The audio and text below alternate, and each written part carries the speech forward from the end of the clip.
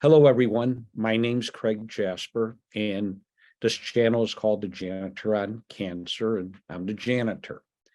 And I'm going to explain that to you for some of you that are new coming to this. As a janitor, I clean for people. It actually started out mainly for people who had asthma and allergies. But a lot of people that have cancer started using my service. And the reason why is when you have cancer and you're going through chemotherapy and radiation, sometimes the treatment is pretty rough and you have accidents. You can't hold your food down. And I would be going in and cleaning up those messes. But more importantly, I would be cleaning to remove the germs and bacteria and using treatments to help prevent the germs and bacteria from growing.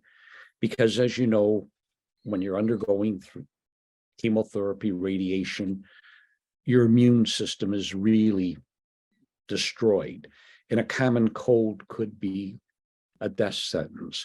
So we go in, we remove the germs, we treat everything, we clean up and try to help people.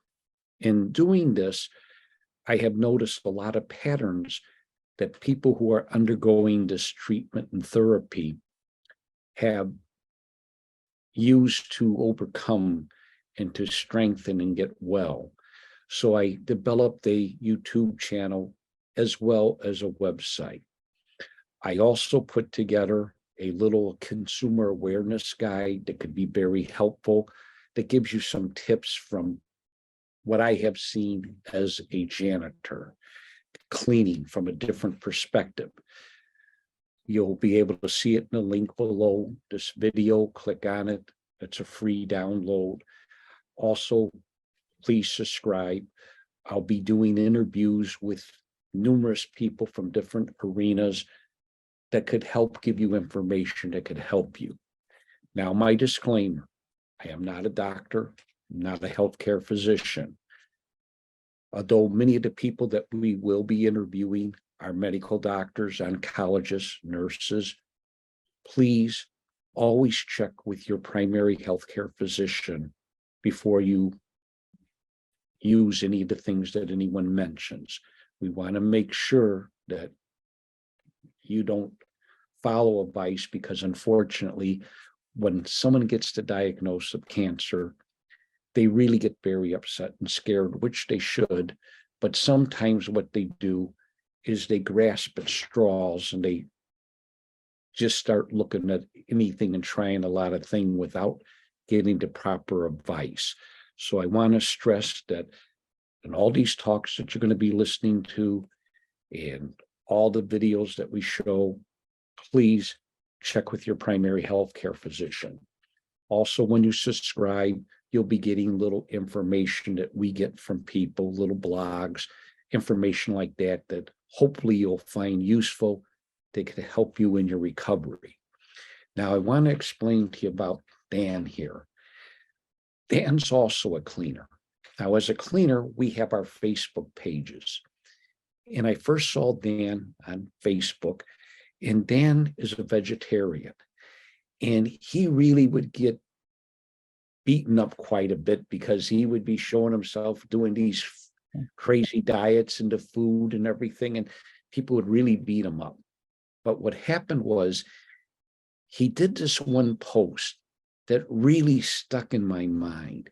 He talked about where he went on a fast of just juicing, and he would show himself every day, and he had energy. He was just vibrant as could be.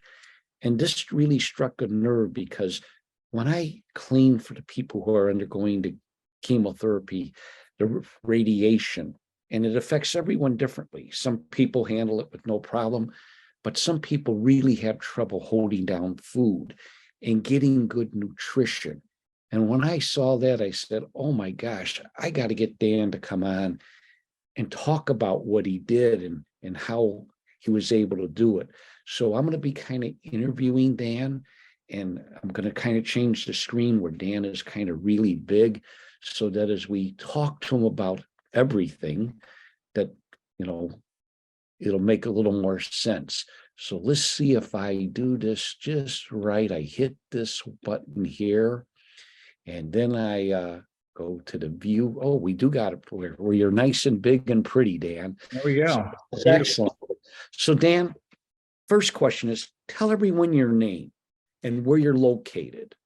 Sure. So my name is Dan Udy, and I'm located in St. Mary's, Georgia, which is actually just right north of Jacksonville, Florida, just on the other side of the border. Ah, and what is the name of your business? A1 Carpet Care. Okay, so you're a cleaner just like me. And my next question is, tell us a little bit about your family. I see on Facebook those beautiful children of yours. So tell us a little bit about your family. Sure. So I'm married. My wife is Angela, and she's the mother of our 3 children. My oldest, Marilyn, who is 12, my son, Warren, who is 9, and then our youngest, who just turned 2, Evelyn. And we also have, living in an apartment off the side of our home, my mom and dad, Doug and Kathy, and then all of my extended families in Colorado, where I'm from. Ah, okay, great. And now my questions might sound strange, but are you a vegetarian? Do you eat meat? Do you eat fish? Do you eat dairy? Exactly how would you describe it? Great question. So growing up, we had a neighbor who was a vegetarian, and that was about the only exposure to vegetarianism I'd ever had until many, many years later. And I watched some documentaries, and I started to become very interested in the health aspects of a diet and the effect of diet and lifestyle over health. And that led me down a rabbit hole to where I actually went more plant-based. So vegetarian, for those that may not know, is just someone who chooses not to eat. Well, I'll say meat, but from that point forward, I'm going to use the proper term, which is dead animal flesh, because that's what meat is. I grew up, eating meat like everyone else, but a vegetarian is someone who opts out of eating dead animal flesh. So I took it a step further and went toward a whole food plant-based diet, which also eliminates other animal products.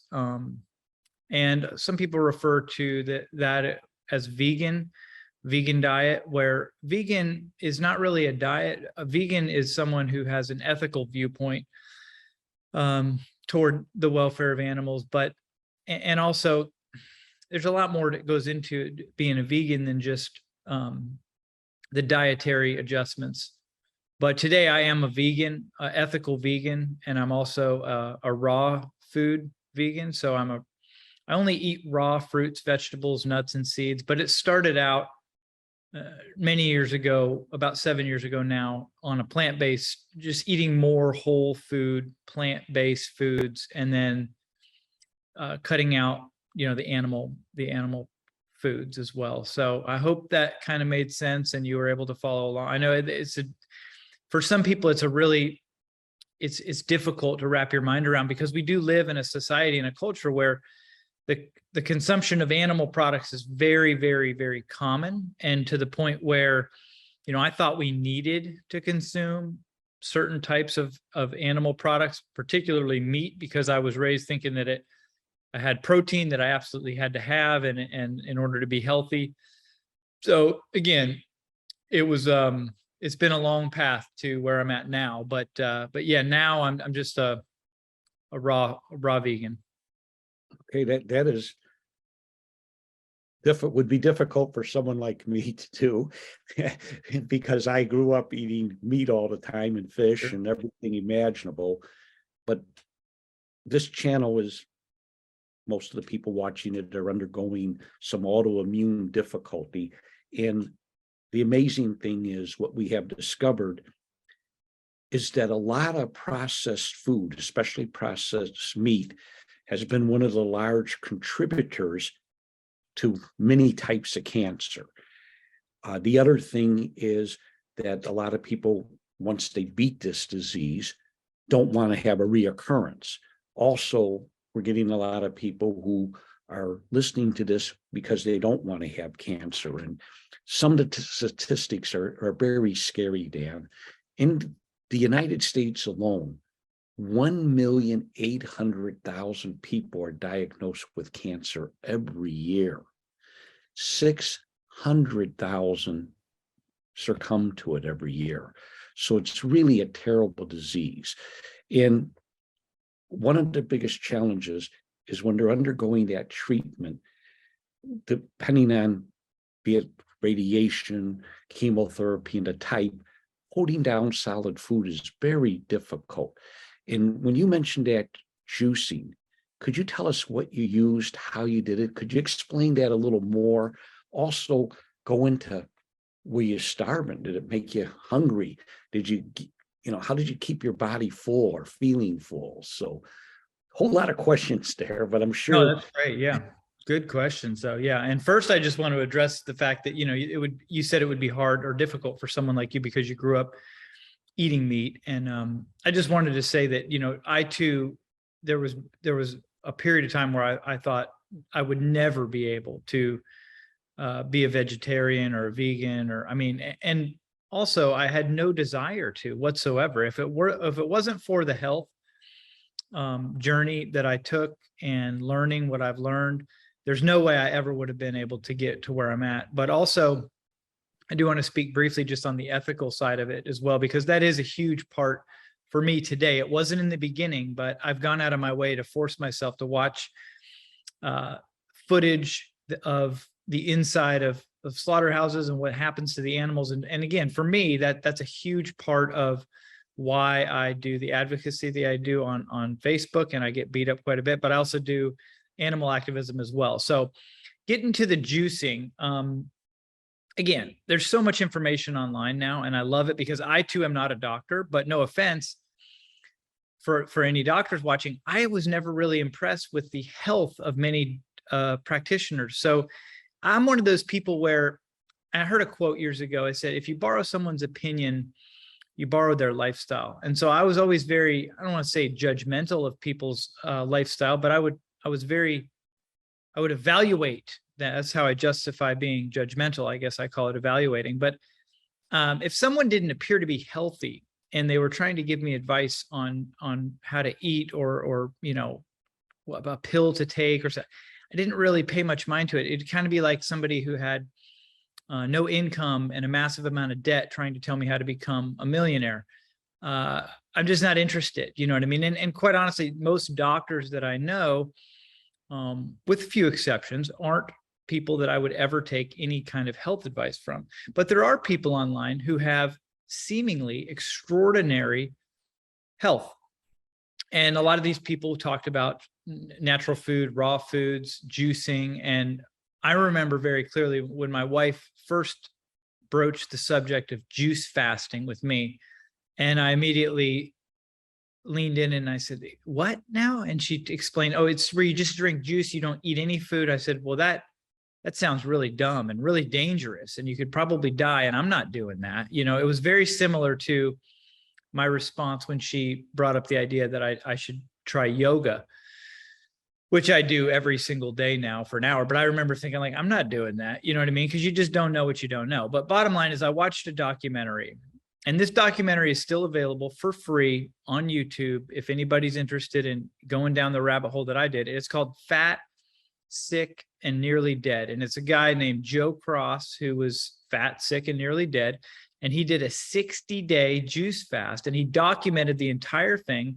He lost a bunch of weight. He came off all kind of medications. He literally reversed some very, very terrible, I think it was autoimmune, and then he went on to help other people. There's a sequel. I mean, it was just amazing. It's actually one of the top 10 most viewed self-help documentaries ever produced. Really good. I've watched it more than a few times. And so that documentary opened my eyes up to the miraculous healing potential of juice fasting. And I'd never fasted before in my life. The idea of not eating was about as foreign to me as removing dead animal flesh from my diet. I was not interested in not eating. I thoroughly enjoyed eating. But again, when you watch that documentary, or for me, somebody like me, it was extremely compelling. I just had to try it. So my Aunt Judy, my mom's sister Judy, sent us a juicer, and I started out on a juice fast. I think I lasted like 7 or 10 days. That was my first, and I was starving, and it was very uncomfortable. I was highly addicted to nicotine, caffeine, all different types of highly processed food, including meat, dairy, egg, et cetera, use your imagination, standard American diet. So in my opinion, I was just chock full of toxins. And that's why one of the main reasons it was so difficult for me, juice fasting, because as soon as you stop eating food, you actually give your body a huge break, because there's a tremendous amount of energy we expel every day digesting our food. And it's not unless you've tried, it's not until you try or actually attempt and succeed in a fasting effort that you realize how much energy we spend digesting food. Because when you stop digesting food, well, at least this was my experience, my energy shot through the roof, and I had way more energy. I needed a lot less sleep. I could hear better, see better, smell better, taste better. I mean, everything worked much, much better. That was my experience with fasting. But the next time I guess I did 2, what we would call extended juice fasts. One was 46 days and the other one was 100 days, where I had nothing to eat for 46 days. And then about a year later, I did a 100-day juice fast. Actually, just celebrated my 1-year anniversary of starting that fast. So was I hungry? Yes and no. I mean, I wasn't necessarily hungry, but I really wanted to eat, if that makes sense. Calorically, I was fine. I had measured out how many calories that I needed, and I was consuming more than enough juice to compensate for my caloric needs. Upwards of 2 gallons a day, a lot of times. I started off with no real protocol or real goal in terms of what I was trying to accomplish, but I, again, kept seeking knowledge online, watching videos, learning from people that have been doing it a lot longer than me, that have been helping other people do it a lot longer than me. And I came across some influencers and content creators online that really helped point me in the right direction in terms of coming up with a plan of action to clean out and completely detoxify. And that's when I kind of honed in on the type of juices that I made and drank and how much, and started to use some other tools to clean my system out, including psyllium husk and bentonite clay, and ended up having a very, very successful long-term extended juice fast, which allowed me to very easily transition into a whole food, plant-based, raw, vegan diet. So my go-to toward the latter half of my 100-day juice fast was a recipe called Lemon Ginger Blast, which is a green juice and a very cleansing, a very detoxifying green juice, famous. And then the other one was pineapple orange juice, which the bromelain in the pineapple, and then the citrus, again, very, very astringent cleansing juice. But those two were like my go-to, and I would very often drink 4 liters of each every day. So that is a lot of fluid. There's a lot of trips to the bathroom, but the nutrients just very quickly are absorbed into the system. And again, because you remove all the insoluble fiber, you're still left with all the good stuff, you know, the soluble fiber and all the things that your body really, really thrives on in terms of nutrition. And it's assimilated into your body with way, way less effort digestive. So, out of curiosity, did you have any blood test or cholesterol tests done? Good question. After? No, I didn't. And I kind of regret not doing that. Mostly I would say I was reluctant just because I'm very hesitant, like I said, and kind of weary of doctors and the whole medical institution as it stands now.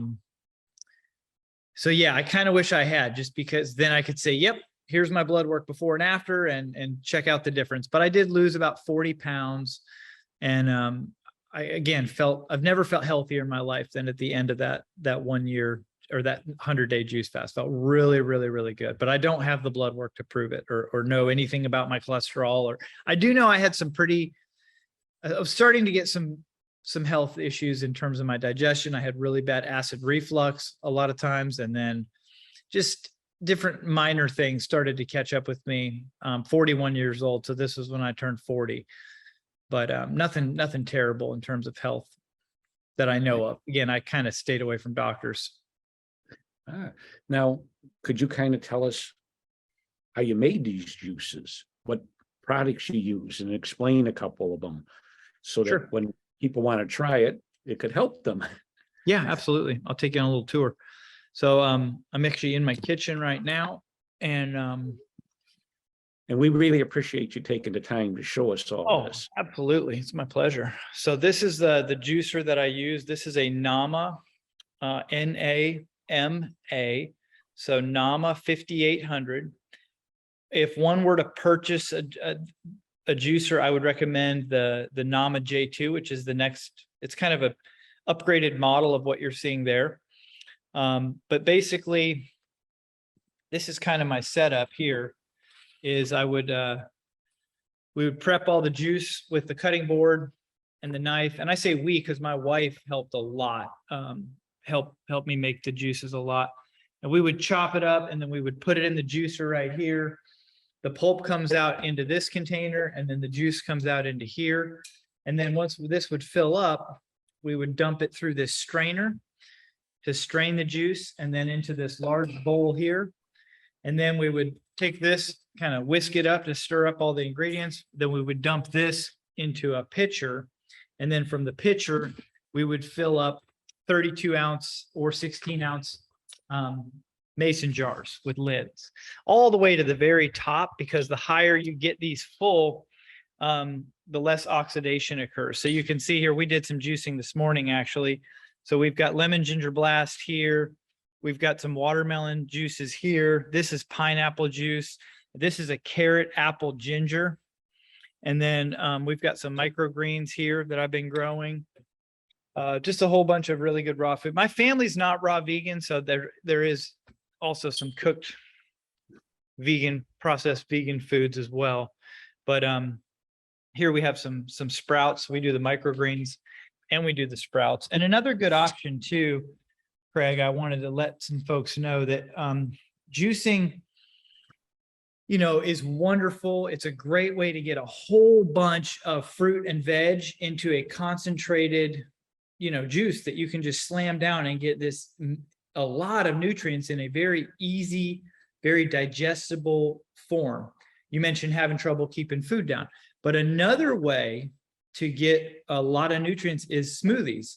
So this is a high-speed blender called a Vitamix, and actually have a couple of these, and this is kind of my smoothie station. So every day I also have, in addition to juice, I have a smoothie. So you can see I've got my high-speed blender here, and then some superfoods that I like to include in my smoothie. And it kind of depends. I go through stages, but lately I've been doing bananas and dates. So I'll take maybe 4, 5, 6 bananas, usually frozen, and I'll put them in here with some soaked dates, usually about 5 or 6 dates. And then I'll put a bunch of superfoods in. So I'll put some raw vegan protein powder, some hemp hearts or hemp seeds, some flax seeds, some raw cacao, some daily green boost, and just maca root powder, ashwagandha powder, spirulina, a whole bunch of superfoods, and I'll make a smoothie. And again, because of the blender, the way it breaks down and opens up the cell walls, I've also put a bunch of greens. A lot of times I'll put maybe a whole tray of sprouts in there. Because again, you can eat a whole tray of sprouts, but it's a lot of work. They don't necessarily taste really delicious necessarily unless you're having them with something. But if you throw them in a smoothie with a bunch of dates and raw cacao, and I put cinnamon in mine, I mean, it's really a very delicious treat. So smoothies are another way for folks that are having a hard time maybe keeping down food, or they just want to increase the amount of calories and nutrition that they're able to take into their bodies without actually having to do a lot of work to chew or digest the food. It removes a lot of the digestion process. The blender is taking on the first step of very, very thoroughly chewing the food. But these are also things that are easy to make, and they're very, very delicious. Excellent. Okay. And it's very interesting. You have all that juice made. How long does it last when you make it in the refrigerator? Good question. So it depends on the type of juice, the type of veg, fruit, the juicer, mostly the juicer. So we have that one I just showed. There's a slow juicer, slow masticating juicer. There's several different types. The high speed juicers are going to oxidize the juice faster than a low speed juicer. So the low speed, I've heard usually about 3 days is what it will last in the refrigerator with a low speed. The high speed, I think you pretty much want to drink immediately. I wouldn't probably want to drink it after more than 36 hours. I mean, would it still be good? Yeah, but it's going to have oxidized quite a bit at that point in time. Also, another tip is to fill the jar all the way to the top. That way, the less air inside the jar, the less oxidation will occur as well. Also, refrigeration helps a lot, and then keeping them in a dark. With the fridge is pretty easy because when the door's shut, the light's off. But reducing the light, reducing the air, and reducing heat are ways to slow down or basically just slow down the process of oxidation that will occur. But really long answer to a short question is about 3 days, typically. And so someone could use like a Yeti coffee cup that will hold the cold in to put it in there if they're driving or going somewhere, so that they have it to drink and keep themselves hydrated and get the nutrients that they need. Oh, sure. Yeah. And what I would do a lot of times when I was juice fasting is I would just pack a cooler with a bunch of jars. And like you mentioned, cleaning. So I would just put that in the hot van with ice and stuff. And I would take one out and just drink it, every couple hours. I would drink one when I felt a little bit thirsty. And if I drank enough juice, I really didn't ever feel super hungry. It pretty much would take away the hunger because I was getting the nutrients and the calories that I needed. And you mentioned that you're using like with the smoothie, a plant-based protein. I am. So that could be very helpful because unfortunately, sometimes we can't hold the food down, but we need the protein for our body and our cells to regenerate. So that would be a great way to get it. And where do you get your plant-based protein from? Is there a special one that you found that you like? Yeah, there's 3 that I've really identified I like. That one there's Garden of Life. I just get it online, Amazon. I think you can just get it on Amazon. I like that one because it's a raw plant-based, so none of the compounds are heat processed, so it's extracted without heat processing the food, which just increases the amount of bioavailable nutrition.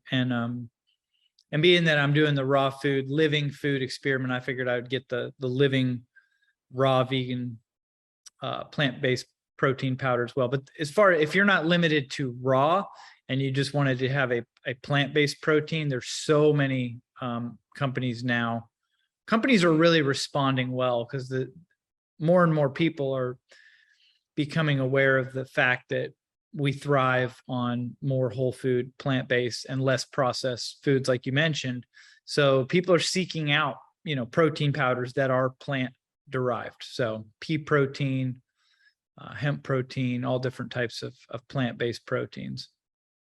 And another question. On television, when they do the commercials, they show a blender and they're throwing the whole fruit into the skin and everything. Is that what happens with the blender? Are you able to do that? You pretty much can. That blender, the Vitamix blender there, and again, that's our second one. The first one broke and I bought that one, and then I was able to repair my first one. So now we have 2. We have a backup, but those things are built incredibly well. And yeah, you can put all kinds of stuff that you really wouldn't think you could blend up, and it'll blend it up really, really well. Just completely pulverized, like you said, with the skin and everything. Frozen, frozen bananas, frozen solid. And I'll put, like I said, 4, 5, 6 of them in there at a time. And it'll just, I mean, even if I put nothing else in there but the bananas, and turn that thing on, I can use that pusher, which is that thing I had in the top, and it just allows you to push the food down into the blades, and I can turn frozen bananas into what we call nice cream. It's like ice cream, but it's made out of bananas, and it's amazing. You can put a handful of pecans or pecans, depending on where you're from, and then a 1/4 cup of maple syrup, half a teaspoon of cinnamon, and half a teaspoon of nutmeg, and you can make some amazing, delicious, nice cream. That's a plant-based, ice cream that's made from whole food, and again, really, really good for you. Very easy to digest and very delicious as well. Now, do you have any recipes for your juices? Yes, although again, I've kind of refined it after doing over 160 days of juice fasting. I've pretty much got it narrowed down to the things I really, really like, but I'm always open to trying new ones. And I come across recipes online all the time, and I think, man, that sounds really good. So you get it down to where you've done it so often. Like the lemon ginger blast is my go-to. I drink one of those every single day, and at least a big one every day. And that one has celery, cucumber, lemon, ginger, parsley, cilantro, jalapenos, and it's supposed to have turmeric. I haven't been getting turmeric root, but that's a great food to put in there as well.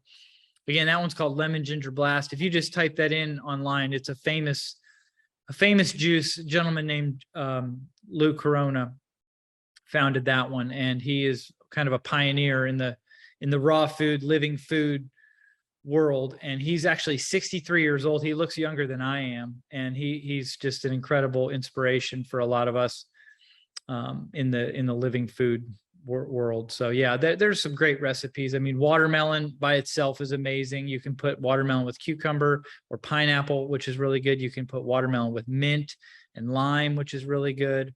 I mentioned pineapple orange. That's a great go-to for me as well. We made apple ginger carrot, which is another great recipe. I made a spicy V8 on my own little rendition of that, where I had beets and tomatoes, cucumbers, celery.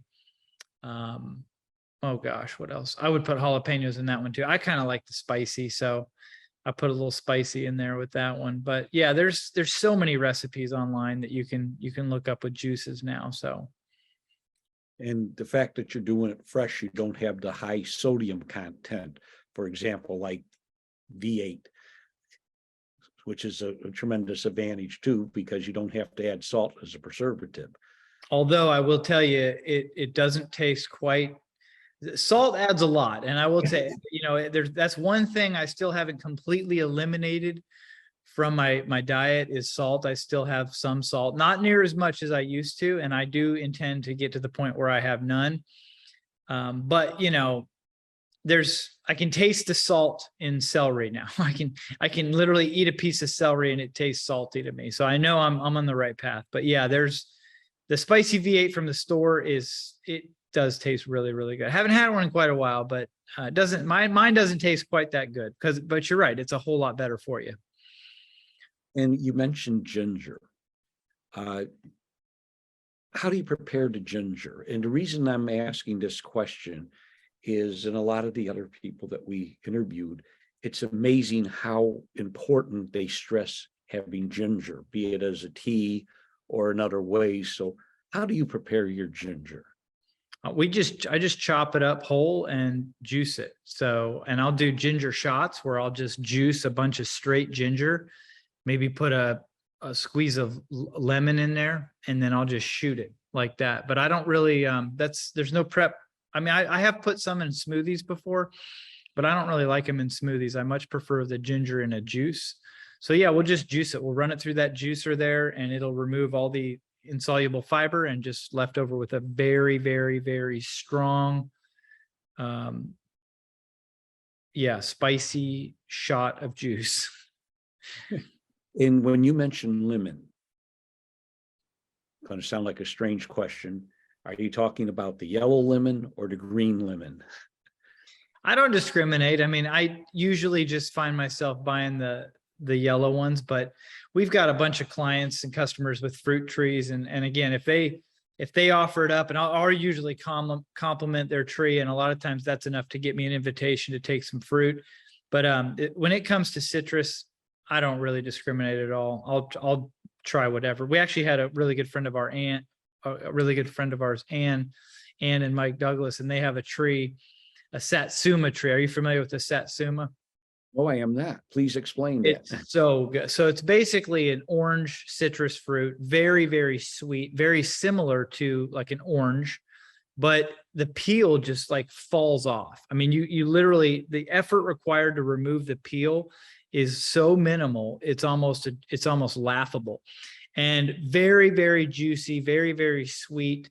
If you like oranges, you would love a satsuma. Well, they have a satsuma tree that's been producing fruit for decades, and it was full of fruit. And they said, Dan, come get as much as you want. So I got this huge basket, and I thought, oh, let's go empty this tree. Well, we show up, my daughter and I, my oldest daughter and I, and we were there for probably 2 hours just getting it. I mean, the whole time picking fruit. We literally filled up the entire back of my minivan, overflowing hundreds and hundreds of pounds of satsumas. And I went home and I juiced, I don't know, hundreds and hundreds and hundreds of them. I had gallons and gallons of satsuma juice. So I decided, well, I'm doing another juice fast, and I drank nothing but satsuma juice for like 10 days straight. But yeah, so you just never know. But it was really, really good. Like liquid sunshine. Loved it. Have you ever used cayenne pepper? Yeah, I love cayenne pepper. Actually, I made a fruit salad last weekend. Our neighbor had her 40th birthday, and they invited us over, and they were grilling up, burgers and hot dogs and just your typical barbecue food. But I warned them. I said, I'm bringing over a big old fruit salad. They said, bring it on. So I chopped up watermelon, pineapple, some Pink Lady organic apples, cantaloupe, and then I made a like a dressing almost for it. So I took some raw agave nectar and some lemon juice, and then I added cayenne pepper, and I actually added some chili powder as well. And I mixed it up and I poured that over the fruit, and then I mixed all the fruit in with that cayenne pepper and the agave, and it was so, so good. And so, yeah, my mom and I, we actually have a YouTube channel where we have a bunch of recipes that we've created as well. So, but I love cayenne pepper, and it's called for in many of my recipes. So. Oh, that's great. And could you share the YouTube channel in case anyone would like to go take a look at it? Absolutely. Yeah. I don't remember the exact name. I think if you just type in Dan Udy, DANUDY, it'll come up with a picture of me and my wife, Angela. And then that's the channel there. So it doesn't have, I've got a couple of other ones, but that's the one that my mom and I have been posting a lot of raw vegan recipes on. And maybe I can give you a link to put in the description of this video to where people, if they want more information about how or why I went raw vegan or any of that, all that's on that YouTube channel as well. So. We would love that. And I'll send you a copy of this video because you might want to put it on your channel also. I'd love to, yeah. And again, we do offer what we call a consumer awareness guide for people with cancer. It's free. To kind of gives them some tips, little things to help them on what to do, to look for. And if they want to subscribe, we also give them information. We do interviews with numerous people, not just on diets, but all sorts of things to assist and help. When someone unfortunately is going through a lot of the treatment, they run into a lot of challenges. And I want to stress that for the people that are just listening, do not be embarrassed. If you have an accident, this is normal. And a lot of times you're just too sick to clean it up. You can't make it to the bathroom. This is understandable. Do not be embarrassed. That's why we professional cleaners are here to help. So whatever you do, don't think, oh my gosh, what's wrong with me? You're going through an illness. Don't be ashamed or embarrassed. people are here to help you. So just want to stress that fact. And Dan, you mentioned that you, sounds like you got a lot of different things.